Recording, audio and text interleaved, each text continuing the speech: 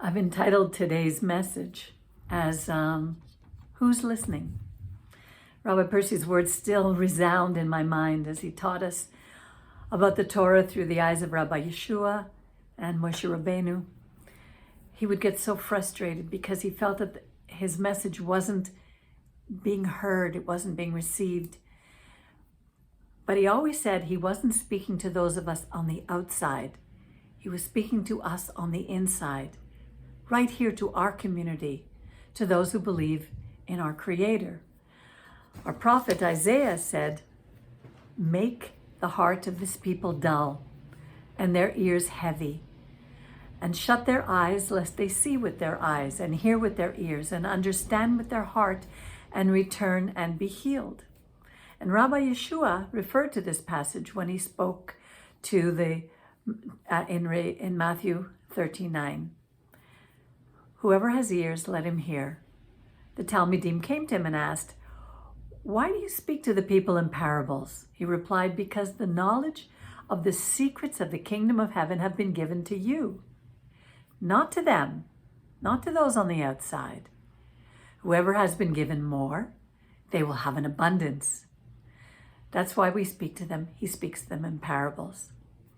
I had a lot of time to think during these days after our rabbi's death. I can still hear so many of the things that he taught us. And I realized that if we simply read the words of the Torah as a religious practice, but we don't put them into practice, then they're just empty words. Rabbi Percy wanted us to be teachable, not stubborn, not proud, especially not proud about how much we know or think we know. He had 2 master's degrees in engineering.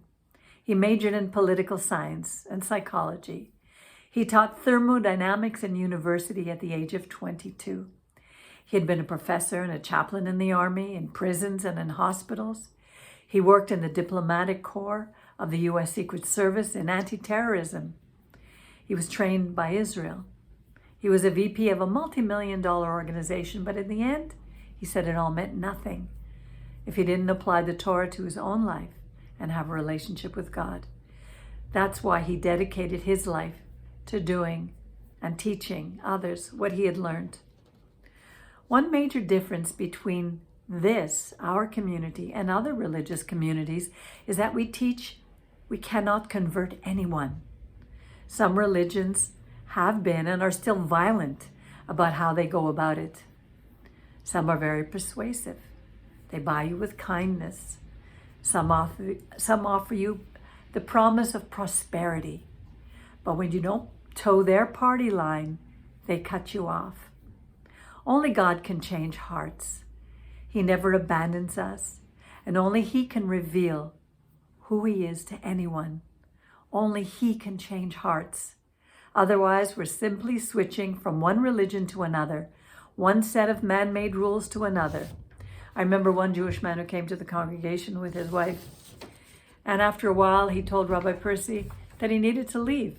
He was going to find a large synagogue where he could do business because there wasn't much here. We were too small. Well, I wondered, where was his heart? So what's our role in this community? Simply put, to do and obey. That's what Moses said. To those to whom much is given, much is required. One Jewish woman told me that she didn't want to read the Bible because it would mean that she might have to do something that she didn't want to do. It's better, she said, not to know. Ignorance is no excuse because the knowledge of right and wrong has already been breathed within us at conception, so that when we finally read the written word, it resonates with our soul. Those who have ears will hear, and those who have eyes will see, each at our own pace. So whenever we can, let's look within to see what areas need work. And let's not give up until we find answers.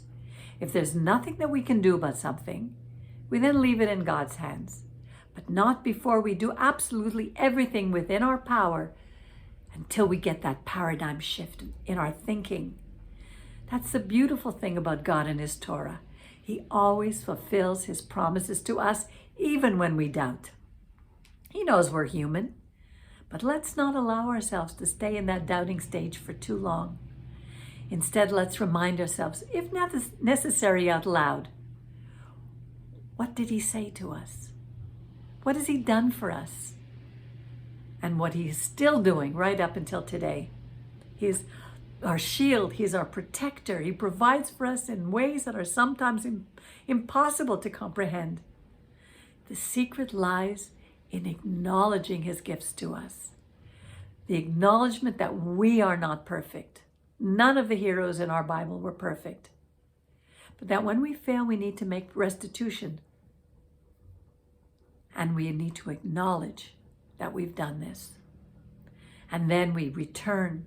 We show gratitude, which brings praise, and finally the joy of being alive. Our Borei Olam, as a loving Father, delights in seeing us happy and joyful. The idea that he sees us and that we can see him is what constitutes having an intimate relationship.